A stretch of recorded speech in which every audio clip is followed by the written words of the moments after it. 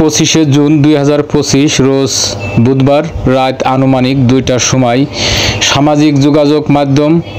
বাস্তবিকতা হারিয়ে ধানমন্ডি 7 মসজিদ রোডের ফুটপাতে আশ্রয় নিয়েছে বৃদ্ধ স্বামী স্ত্রী শিরোনামে একটি সংবাদ ভাইরাল হয়। পুরো শহর যখন নীরবে নিস্তব্ধে ঘুমাচ্ছে ঠিক তখনই এই সংবাদ নজরে আসে বিএনপির কেন্দ্রীয় ক্রীড়া বিষয়ক সম্পাদক ও ঢাকা মহানগর উত্তর বিএনপির সংগ্রামী আহ্বায়ক আমিনুল হকের। তাৎক্ষণিকভাবে তিনি মোহাম্মদপুরের নেতাকর্মীদের সাথে যোগাযোগ করেন এবং সেখানে গিয়ে বৃদ্ধ দুজনকে রেস্কিউ করে নিরাপদ স্থানে নেওয়ার নির্দেশ দেন। জনাব আমিনুল হকের নির্দেশক্রমে রাত 3টার সময় মোহাম্মদপুর থানা বিএনপির যুগ্ম আহ্বায়ক মোহাম্মদ ওয়ালিদুজ্জামান ইরান, 29 নং ওয়ার্ড বিএনপির সংগ্রামী সভাপতি রাজপথের লড়াকু সৈনিক কর্মীবান্ধব জননেতা মোহাম্মদ আমির হোসেন, বিপ্লবী সাধারণ সম্পাদক মোহাম্মদ কামাল হোসেন সহ 29 নং ওয়ার্ড বিএনপির নেতা কর্মীরা বৃদ্ধ স্বামী স্ত্রীকে নিরাপদ স্থানে আশ্রয় দেওয়ার জন্য ছুটে যান রিকশা ও ভ্যান গাড়ি নিয়ে। অসুস্থ দুইজনকে রেস্কিউ করে নিরাপদ স্থানে নিয়ে আসেন। বৃহস্পতিবার 26শে জুন সকালে জনাব আমিনুল হক তাদের জন্য স্থায়ীভাবে আবাসনের ব্যবস্থা করেন এবং প্রতি মাসে তাদের ভরণ পোষণ ও চিকিৎসার দায়িত্ব গ্রহণ করেন। বিস্তারিত দেখুন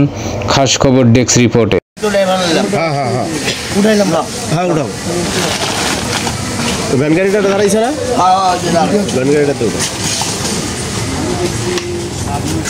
আমরা তার মালামালগুলো নির্দিষ্ট একটা স্থানে নিচ্ছি আজকে রাতের জন্য, তাকে সহজ দেওয়ার জন্য একটা নির্দিষ্ট স্থানে নেওয়া হচ্ছে।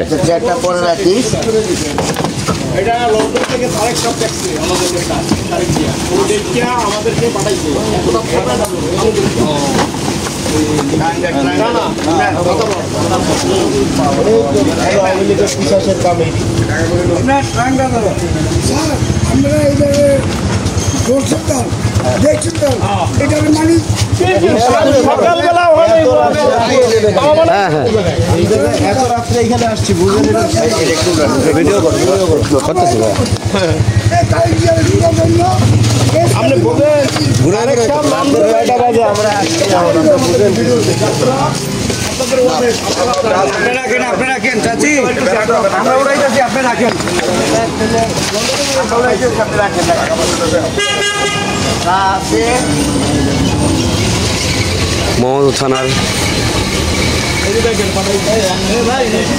7 মসজিদ রোডের প্রবেশ মুখ, যেখানে আগে আমাদের গ্লাস ফ্যাক্টরি ছিল।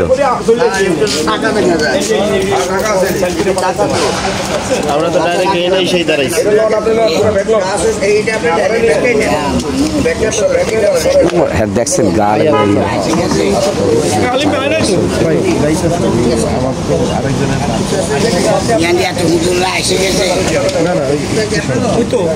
মানে একবারে দিয়ে কি আর পরে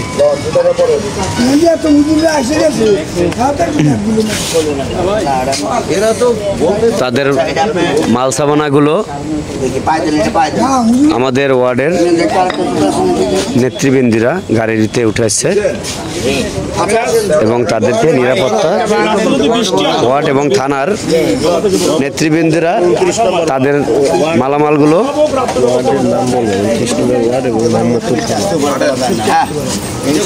29 নং ওয়ার্ডের ওয়ার্ড এবং থানার সিনিয়র নেতৃবৃন্দরা তাদের মাল সাবানা সহ আমরা তাদেরকে একটা নিরাপদ স্থানে নিয়ে যাচ্ছি।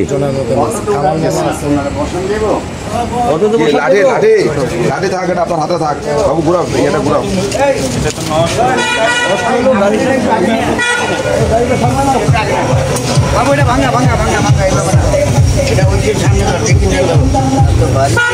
কেউ দেখেন লক্ষ কোটি টাকার গাড়ি নিয়ে ঘুরছে আর কারো জীবনটা এরকমের হয়ে আছে। এটাই হলো দুনিয়া, এটার নামই কি বৈষম্য? আমরা 29 নং ওয়ার্ডের পক্ষ থেকে আসেন আপনি সামনে আসেন। নাইলে এটা ঠেলে নাও দিব না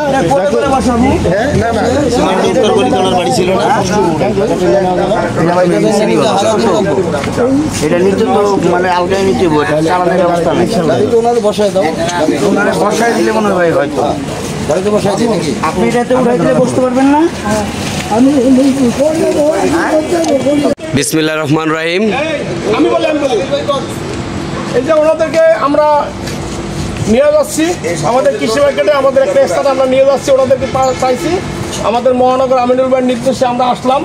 ছবি পাঠাইছিল 7 মসজিদ রোডের গেটের ভিতরেই এখন ওনাদেরকে কোনখান থেকে উচ্ছেদ করা হয়েছে সে জায়গাটার ঠিকানাও পাইছি ওই যে খালায় বলছে সবকিছু মোটামুটি কালকে সকালে আমরা যাবো আজকে রাত্রে আমরা আমাদের হেফাজতে ওনাদেরকে আমরা রাখবো যেহেতু আমিনুল ভাই আমাদেরকে বলছে ওনার নির্দেশে মানবে এই যে রিক্সাগুলোয় মালামাল ওনাদের যত মালামাল আছে দেখেন সমস্ত মালামালের রিক্সা উঠেছি ওই কাকা এত অসুস্থ কাকারে এই যে ব্যানগাড়ি উঠেছি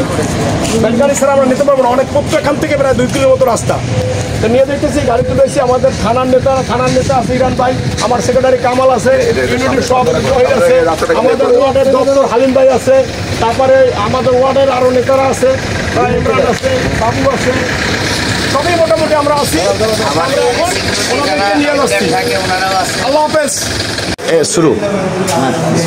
আমরা 7 মসজিদ রোড থেকে উদ্ধার করে আমরা যখন শুনতে পেলাম যে আমাদের মহানগর উত্তরের আহ্বায়ক আমিনুল ভাই তাকে তারেক রহমান লন্ডন থেকে যখন এই খবর পেয়ে যখন জানতে পারলো যে আমাদেরকে রাত্রে আমরা ঘুমিয়ে গেছিলাম আমাদের ঘুম থেকে উঠিয়ে উনি পাঠানোর পরে আমরা মোহাম্মদপুর 7 মসজিদ রোড থেকে আমাদের মোহাম্মদপুর থানাও বিএনপির অন্যতম যুগ্ম আহ্বায়ক ওয়ালিদুজ্জামান ইরান ভাই আমাদের উৎকৃষ্ট ওয়ার্ড বিএনপির সংগ্রামী সভাপতি মোহাম্মদ আমির হোসেন আমি উৎকৃষ্ট ওয়ার্ড বিএনপির সাধারণ সম্পাদক কামাল হোসেন আমার দপ্তর সম্পাদক মোহাম্মদ হালিম আমার 3 নম্বর ইউনিটের সভাপতি শহীদুল ইসলাম 3 নম্বর ওয়ার্ডের ইউনিটের সদস্য বাবু 3 নম্বর ইউনিটের সদস্য ক্যামেরাম্যান আমাদের 29 নম্বর ওয়ার্ড বিএনপির সংগ্রামী স্বেচ্ছাসেবক সম্পাদক আবুল ইসলাম রুবেল সহ এবং আমাদের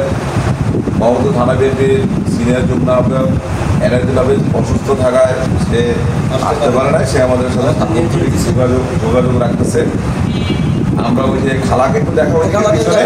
এই যে খালাকে এই যে বৃদ্ধ খালাকে মেরে এরা নিয়ে আসছে আর এই যে চাচাকে নিয়ে আসছে এদিকে কেন নিয়ে আসো এখন এই চাচাকে আমরা নিয়ে আসছি এই ধরো এই এখন আমরা ওনাদেরকে নিয়ে আসছি দেখেন কত